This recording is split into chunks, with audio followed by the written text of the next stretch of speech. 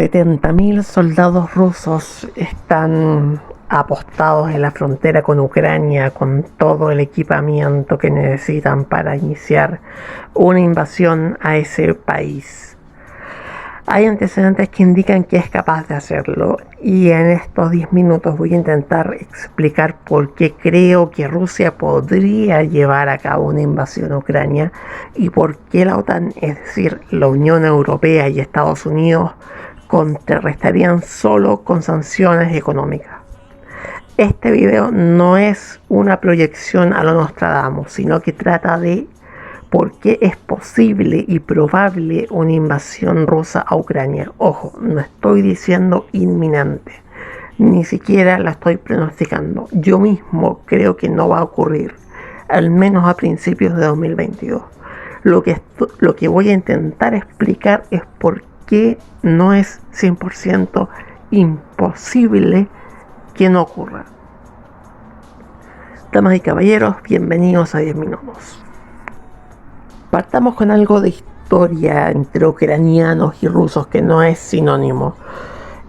Tienen un origen común en la Rus de Kiev, pero una vez disuelta la Rus de Kiev, en la Edad Media, Europa tenía una división muy simple: una parte cristiana occidental, católicos y protestantes hoy en día, y otra oriental, ortodoxos. Rusia se mantuvo netamente oriental, mientras Ucrania recibió fuertes influencias occidentales, primero a través de Polonia, que occidentalizó a la nobleza de la parte oeste, la región que era conocida como Galicia en ese momento, y luego con Austria. El resto de Ucrania pasa al Imperio Ruso a petición de los cosacos, que se mantienen cristianos ortodoxos. Rusia inicia una política de rusificación de Ucrania, imponiendo el idioma ruso y reprimiendo la cultura local. El concepto de Ucrania desaparece hasta el colapso del zarismo.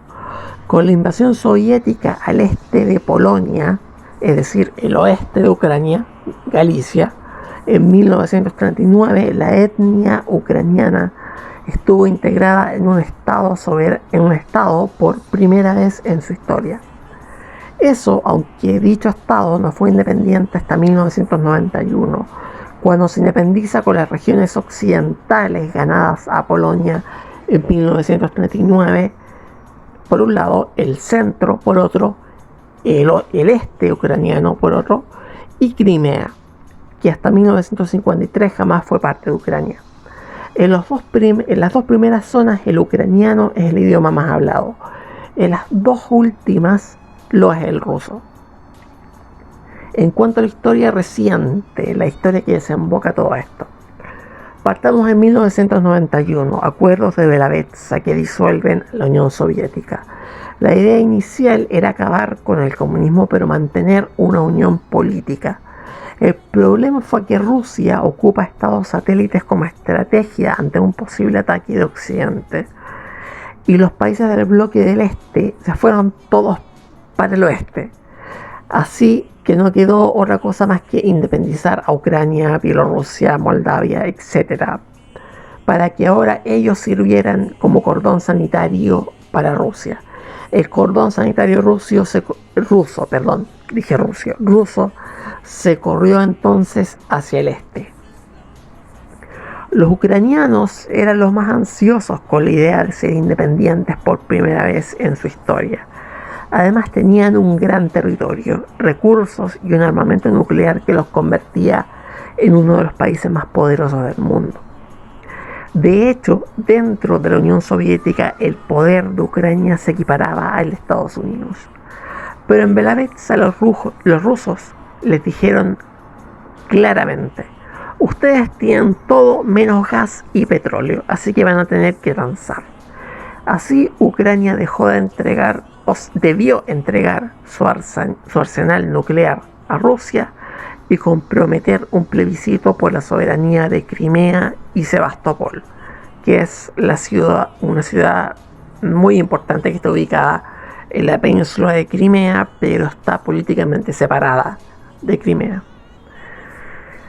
Pero la transición al capitalismo terminó siendo un desastre tanto para Rusia como para Ucrania. Fue muy mal implementada. Sus economías se derrumban. Rusia además es humillada en Chechenia, pero se rehabilita con la llegada de Vladimir Putin al poder en el año 2000, cuando reconquistan Chechenia y revierten la crisis económica gracias al boom de los commodities, especialmente el petróleo. En Ucrania pasa lo contrario, el país no sale de la crisis económica y de la corrupción, pero en cambio se democratiza y con ello se polariza en torno a un oeste pro Unión Europea y un este pro ruso. Finalmente, en 2014, después de años de polarización, el presidente prorruso, me da por decir Rusia, no sé por qué, prorruso de Ucrania, Víctor Yanukovych, anula un tratado de comercio con la Unión Europea. Se desatan protestas en Kiev y el presidente es derrocado. Rusia, al ver como su vecino y colchón inmediato estaba a punto de irse a la OTAN y a la Unión Europea, se anexa Crimea y Sebastopol, históricamente rusas, hay que decirlo, y establecen repúblicas títeres en los oblasts, es decir, provincias en ucraniano, orientales de Donetsk y Lugansk. Bueno, dicho todo este background, ¿cuáles son los intereses rusos? Número 1. La paranoia real o supuesta de una invasión por parte de Occidente, explicable luego de las dos guerras mundiales y las guerras napoleónicas, pero sobre todo después de cierta invasión que comenzó en 1941, pero que hace que buena parte del pueblo ruso no se sienta seguro si no tiene estados que sirvan de tapón frente a Occidente, que es el rol que cumplía Ucrania. Segundo, la posición estratégica de Ucrania en el Mar Negro, que es la única parte marítima de Rusia que no se congela en invierno y con ello es vital para el comercio exterior del país. De ahí el interés por Crimea, que ha sido desde siempre.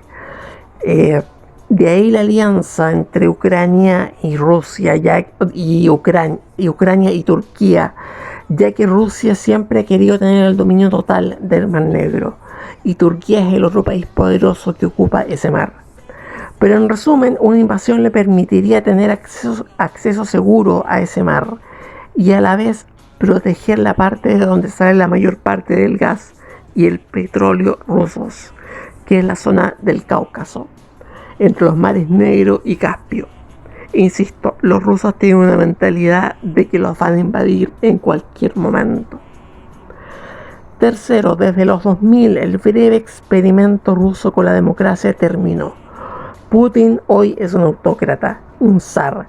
El problema es que Ucrania, al revés, es una democracia. Es cierto que en 2004, como argumentan los rusos, un estallido social sacó a un presidente electo democráticamente, pero es una democracia.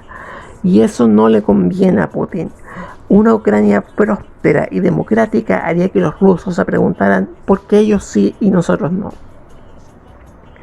Por otra parte están los intereses ucranianos, quizás menos importantes, pero básicamente podemos dividirlos en dos. La anexión de Crimea y Sebastopol fue una violación del derecho internacional. Ucrania quedó expuesta en toda su debilidad y es un estado pobre que es rechazado por Europa y a su vez rechaza a Rusia. Pero no tiene la fuerza para contener a Rusia y sabe que Occidente no la va a ayudar militarmente. Al mismo tiempo que los ucranianos, incluso los prorrusos, quieren vivir en un estado democrático, no uno autoritario. Curiosamente a los ucranianos no les molesta tanto recuperar Donbass, es decir, las repúblicas títeres de Lugansk y Donetsk, porque quedaron tan arruinadas tras estos años de guerra que van a ser un peso, un lastre para un país que ya es pobre. Les interesa el resto del país y una invasión ahora no les va a dar la oportunidad de defenderse, porque si va a haber una invasión, incluso en los sectores rusoparlantes, se va a organizar una resistencia, es decir, Para los rusos sería fácil invadir Ucrania, pero ocupar un país de 60 millones de habitantes con una identidad propia es otra cosa. Va a ser una resistencia muy difícil para los rusos. Pero ante todo, los ucranianos ven a Rusia como la imagen perfecta del atraso económico. En cambio, a la Unión Europea la ven como una especie de solución mágica y hasta mística de sus problemas de pobreza y corrupción endémicos. Por eso resisten tanto a los rusos, pese a todas las afinidades culturales que puedan tener como pueblos. Por último están los intereses europeos. A Europa le interesa más el gas proveniente de Rusia que Ucrania misma, incluso cuando pudiera significar la apertura a un mercado de 60 millones de personas no musulmanas, bien educadas, muchas de ellas. El problema es que el gas de Rusia tiene que pasar sí o sí a Europa por Ucrania, sea por territorio ucraniano o por el Mar Negro. Entonces está en una posición en la que tienen que llevarse bien con ambos. O Rusia no les exporta gas o Ucrania destruye sus gasoductos. Por otro lado, Europa también tiene una paranoia con Rusia, especialmente los países que fueron de parte del bloque del Este y vivieron el yugo soviético comunista y que hoy son parte de la Unión Europea. Son ellos los que más presionan para que se detenga a los rusos, porque creen que después de Ucrania ellos son los próximos. Y si la Unión Europea deja caer a esos países, se va a producir el Polexit, el Hungary Exit y todos los exits posibles. La Unión Europea se va a destruir. Y bueno, ¿cuáles son los riesgos para el mundo en general? A Ucrania se le acaba el tiempo. Rusia está comenzando a nacionalizar a personas en el este de Ucrania, lo que los está convirtiendo en rusos de facto. Por otra parte, Ucrania mantiene un bloqueo naval sobre Crimea en el Mar Negro, o al menos eso denuncian los rusos. Ayer el representante de Rusia en la ONU señaló: la seguridad marítima se ha convertido en una prioridad para Rusia, más ahora que tenemos 100 kilómetros de gasoductos comprometidos en la zona. Cabe recordar que esos gasoductos están comprometidos con nada menos que Alemania. Pero el mayor riesgo es el fin del IFN, el acuerdo que firmó Gorbachev con Estados Unidos y que se comprometía a desnuclearizar la zona, es decir, a no instalar misiles nucleares de corto alcance. Donald Trump acabó con el IFN en 2019 y ahora el riesgo es que se lleguen a instalar esos misiles. No, en realidad es más que eso. Conocida es la ineficiencia de los radares rusos para detectar misiles.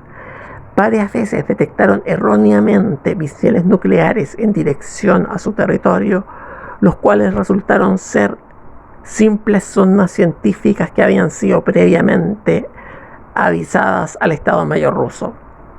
Eso pasó incluso en la era Yeltsin, en la que el expresidente ruso tuvo 10 minutos para apretar un botón en el que enviaba un misil nuclear directo a Estados Unidos, porque un radar le decía que había misiles americanos dirigiéndose en ese minuto a Rusia. Los misiles terminaron siendo una sonda científica que iba al Ártico, que no tenía nada de armamento, y Yeltsin jamás apretó el botón. Pero con los misiles de corto alcance de regreso, no hay ninguna razón para asegurar que los radares rusos no se equivoquen de nuevo y que esta vez no aprieten el botón. Si te ha gustado mi trabajo, por favor, otórgame un like y coméntame tus impresiones. No olvides suscribirte para más entregas de este tipo. Créeme que eso incentiva mucho la creación de estos trabajos. Nos vemos en una próxima ocasión.